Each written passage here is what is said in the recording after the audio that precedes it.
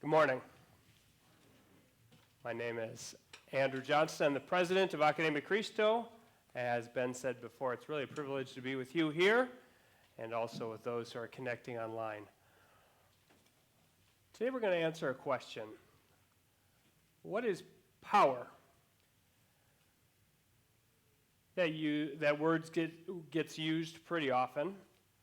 And sometimes people think of physical power, maybe like this guy here on the screen, thinking about the power to lift a lot of weight or the physical power to dominate another person on an athletic field.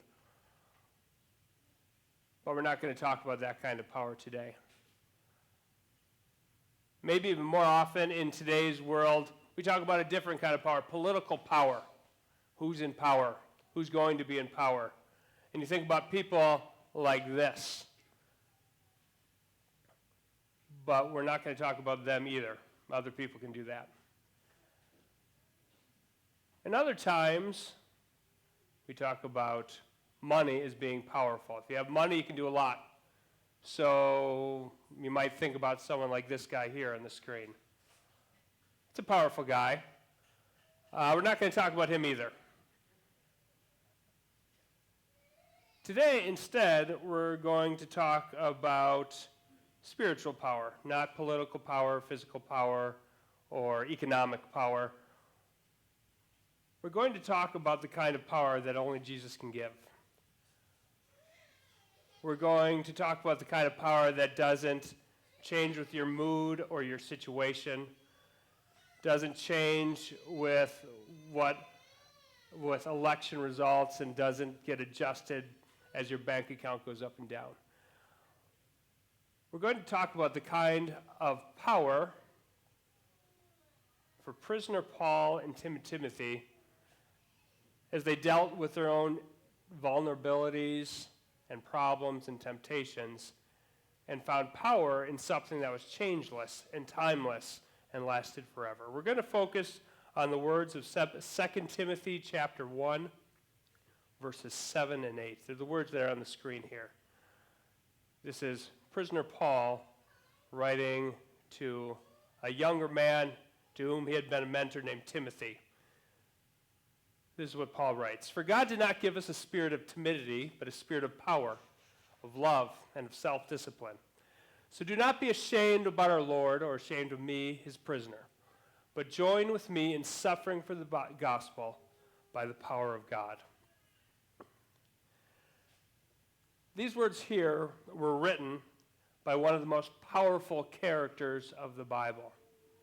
He was given an important position, an important role right after Jesus had died and risen and ascended into heaven. He was given the job of telling people about Jesus who had never heard of him, of planting churches all over the Roman world, and that's exactly what he did. He was persecuted, he was imprisoned, he was beaten, he was shipwrecked, and powerful Paul didn't care. He just kept going and kept working to carry out exactly what God had told him to do. Paul was not a man to be intimidated. It seeps through the pages of the New Testament. Paul had a powerful personality. He did what needed to be done, and it didn't matter what people tried to throw in his way. He was going to overcome obstacles. God used him powerfully all over the Roman Empire. God used him to write 13 of the 27 books of the New Testament. Paul was an important and powerful person in the New Testament. Today we're also going to talk a little bit about another guy named Timothy. Maybe not quite as powerful a personality as Paul, but also an important person in the New Testament. In Acts chapter 16, Acts that tells the story of the New Testament church, of the spread of the gospel, right in the middle, we meet Timothy as a very young man. Paul took him along on his mission journeys. He went through a lot. He's there as Paul is traveling around. He sees what Paul is going through.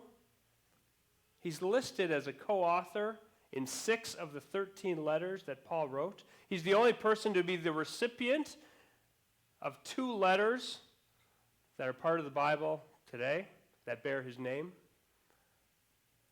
Timothy was Paul's special representative going from place to place as Paul sent him. He was an important person in the New Testament. Yet for all their accomplishments, for all their mention, for the fact that we're still talking about them today, 2,000 years later, like you and me, Paul and Timothy had their own weaknesses and vulnerabilities. For all the places that Timothy had been, for all the times he's mentioned in the New Testament, as we read carefully through the Bible, we see that Timothy was a very timid person. Listen to Paul as he talks about Timothy in 1 Corinthians. So he's writing to the people in Corinth, one of the larger churches we think probably in the New Testament. He was going to send Timothy there, and he says, if Timothy comes, see to it that he has nothing to fear. You can imagine Paul sending him as someone who might be a little bit of a nervous guy and saying like, just so you know, he's coming, be nice to him. Later on, Paul writes to Timothy. And at this point, Timothy wasn't really that young anymore, but Paul still says, don't let anyone look down on you because you're young. Knowing that it seems like Timothy might have been a guy who was easily intimidated. Later on, when he writes the second letter, Paul talks about recalling Timothy's tears. Again, not something a particularly powerful person would usually do. In the same letter, in what we read earlier, Paul had to remind Timothy, you didn't get a spirit of timidity. He had to tell him not to be ashamed. He wouldn't have said this unless Timothy was someone who was naturally predisposed, there it is, predisposed. This is why I have Pastor Ben sitting up here in front. Predisposed to being timid and nervous and fearful and afraid. And you know what else jumps out at you? You go through the New Testament, you see Timothy's name all over the place. Do you know how much Timothy says in the New Testament? Not a single word, never. We have no word, nor do we even have a reference to Timothy ever speaking. He doesn't say anything. And now at the time when Paul read those words that we're focusing on today, his second letter, Timothy was away from his father in the faith, from his mentor, Paul, and probably especially nervous and afraid and timid, maybe tempted to give up and to give in and doubt the power and love of God. Question whether God was really there with him as he had promised. But at the time of the writing of this second letter to Timothy, powerful Paul wasn't in that great of a place himself. And he might have been tempted to also give up, give in, and doubt the power and love of God. Paul had been in prison before. He wrote this letter from prison, 2 Timothy. He had been in prison before, but not like this. In the Roman world where they lived, people didn't go to prison as a sentence. It wasn't a sentence. You couldn't be sentenced to prison. You got sentenced to hard labor. You got sentenced to be executed. You got sentenced to be beaten. But prison time wasn't a punishment. So prison was a place you were in when you're awaiting trial or when you're awaiting execution. And when Paul wrote this letter to Timothy, he talks about his trial in the past tense. If he wasn't waiting for a trial, he was waiting for execution. So when you go to Rome, still today, you don't find a bunch of ruins of ancient penitentiaries. They weren't there. There were really very few prisons because people didn't spend a lot of time there. They didn't have a big incarcerated population.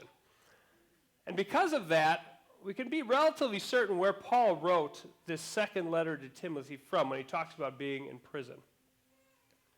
it was not a nice place. It was called Mamertine Prison. And it's still there, and they've dressed it up a little bit now. They've added lighting. You can see there's an altar there because we know where it was, and this is where Paul was. So they've made it kind of nice. It's kind of a tourist attraction these days. But Mamertine Prison was a cistern. I don't know if you've ever been in a cistern or seen a cistern. I lived for 10 years in Antigua, an island in the Caribbean where we had some water issues. So we had a cistern like below our house. And a couple times I had to go down there to check out what was going on. Cisterns are not nice places. They're meant to hold water, so they're watertight. Not a lot of lights in a cistern. Not a lot of airflow. It's damp. It's dark. And they converted a giant cistern in Rome to be the Mamertine Prison. And you can imagine Paul sitting there, maybe by candlelight, writing the last letter he'd be inspired to write to his dear friend, timid Timothy. And Paul may be wondering, is God here too? And it got worse. Several times in the short letter of 2 Timothy, Paul mentions people who had abandoned him. As he sat there in the cold and the dark, he also asked for Timothy to come to him and bring him a coat. Things were not nice there in the prison. So prisoner Paul, powerful Paul, who kept going even though he was shipwrecked, kept going even though he was beaten, kept going even though he had been in prison before, now might have been thinking, is God here too? Does God still love me? And if he does, why am I stuck in this? But there in the dungeon, Paul wrote his letter. And he begins it kind of with a walk down memory lane. He talks about Timothy and their time together. He recalls their last time together. He reminds Timothy of his mother and his grandmother. And a lot of it, he's using the words you and me. And then we get to the verse that we talked about today, Paul writing from the dungeon to timid Timothy, and for the first time he uses the word us. And he uses the word us when he comes to this. And he said, for God did not give us a spirit of timidity. Powerful Paul might have been tempted as well. And as he reminded Timothy, he was also reminding himself, like, us. Timothy, you and I don't need to be afraid. You and I haven't been called to be afraid by God. We haven't been called to be timid. Timothy, who might have been tempted to be so, and Paul, who was in a situation that might tempt him to doubt the power and love of God. They remind each other in the letter, we don't have to be afraid. Because God did not give us that kind of spirit, but a spirit of power, an attitude, a position, a place. This is who we are. We're not timid, we're powerful. Are you a timid Timothy sometimes? Maybe you have a personality, predisposition. Predisposition towards being timid and afraid. Maybe you get nervous before you go to the doctor. Maybe you often find yourself worrying about the future. Maybe you look at society around you and doubt that it's all going to be okay. Maybe you have even fallen into the temptation of doubting the love and the power and the presence of God. Or maybe you're more of a prisoner Paul. Maybe you're someone who's not naturally afraid. Maybe you're someone who projects power and confidence. But that hasn't kept you from being in situations where you don't know what you're going to do. Like Paul, who is stuck in the cistern and had a naturally, from what we see, very powerful personality. Maybe you've been in situations where you lose that natural self-confidence that you usually have. Or maybe you're in that situation right now. where you're steady on the outside, but trembling on the inside. Your self-confidence is shaken, and because of your natural predisposition for self-confidence, when you get shaken, you realize that self-confidence is not a firm foundation at all. And then you're there, wondering about the love and the power and the presence of God. But we look again at the God of prisoner Paul and timid Timothy, and our God as well. Is he so weak that he can't be powerful to help us in whatever situation that we are in, or whatever personality he himself has given us? Is he so unloving that he won't use his power to help us out no matter where we're at? The power that we have, along with prisoner Paul and timid Timothy, is not something that rests in our own personality or depends on our situation. If so, we would have a reason to be afraid because we know who we are. We know that like Paul and Timothy had their weaknesses and vulnerabilities, we do too. We know we have fallen into temptation.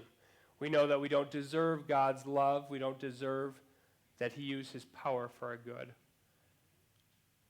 But he does anyways, and he does it in the strangest way. Rather than always sending lightning bolts from heaven to free us from whatever situation we find ourselves,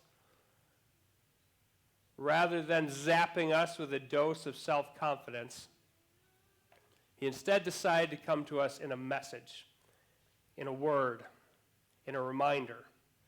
We see it in the letters that Paul wrote in Romans and in 1 Corinthians. Paul also talks about power. He doesn't talk about power, physical power, political power, economic power. He talks about the power of the word, the power of a message, the power of God for the salvation of everyone who believes, the power of God that's foolishness to those who don't get it, but for us, it's meaningful. And it changes our situation, it changes our outlook. And when we keep reading in 1 Timothy, or 2 Timothy, where Paul is talking to timid Timothy, he talks about power again. And he doesn't talk about it as something that depends on us. He says that the power of God comes to us not by our works. If it did, we'd be in trouble because we know the sins we've fallen into.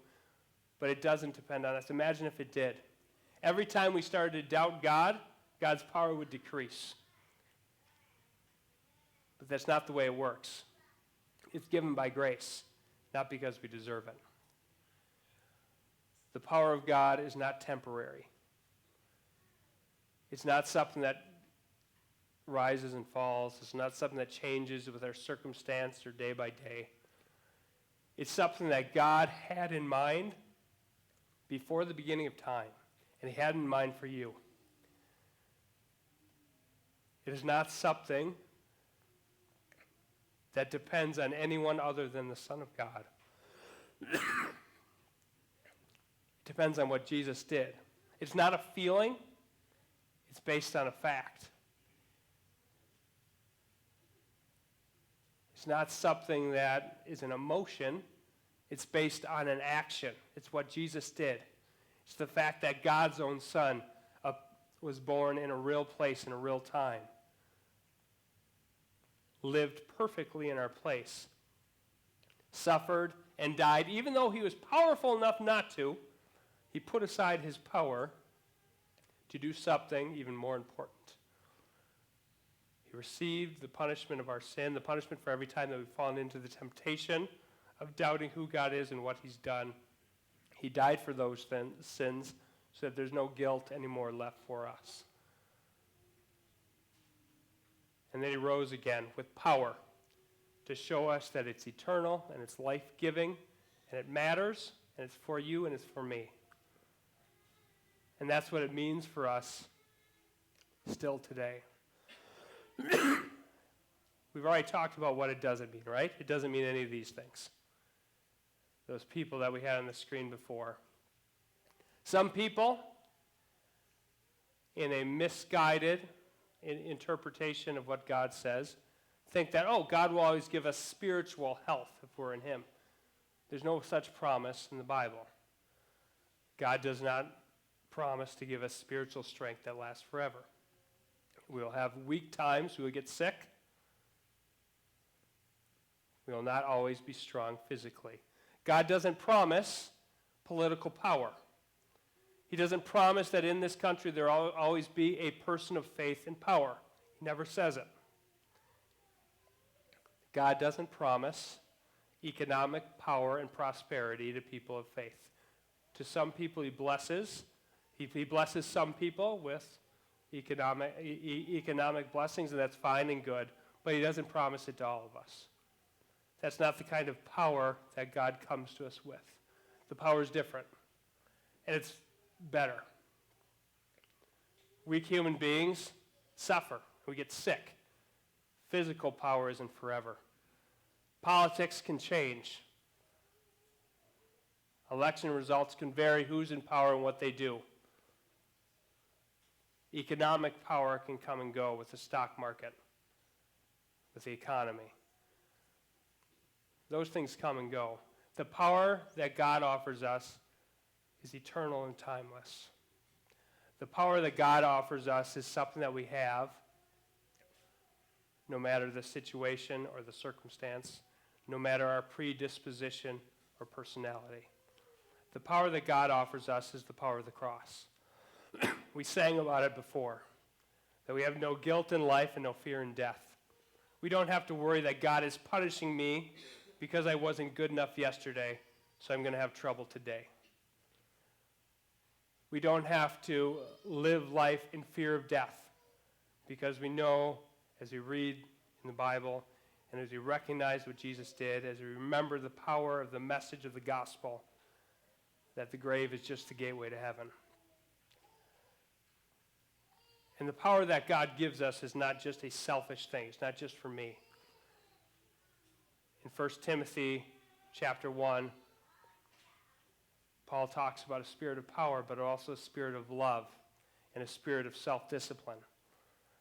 So we use the power that God has given us in Jesus to remember that we are forgiven, that we're free, that we have eternal life, but also we show love to other people. We show love to other people by projecting the peace that we have and telling them about it. We show love to other people because Jesus has powerfully freed us from guilt, so we don't try to punish them for things that they've done to us. We show love to other people by showing self-discipline. If we are someone who knows the power of Jesus and someone else doesn't, then we hold ourselves back from getting angry or upset with them because they need what we have. And we have an opportunity to give that to them.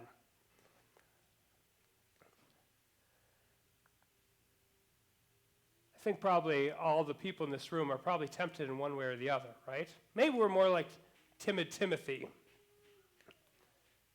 And there's things that make us nervous and worried. Maybe you're more like prisoner Paul, a powerful person who finds yourself from time to time, and maybe right now, in difficult circumstances. No matter which one you are, the power is the same. Your confidence comes from the cross of Jesus. The all-powerful, who set aside the power for you, and then rose with power to show that his promise is true when he says, because I live, you also will live. As you're tempted to be afraid, as you're tempted to worry, if you're tempted to doubt the power and the presence and the love of God, don't look for it in yourselves or in your circumstances. Look for it in Jesus and his cross. That's true power. It's a power that's timeless. It's a power that doesn't change. It's a power that doesn't depend on us. It's a power that's for us, given to us by God through his Son, Jesus Christ. Amen.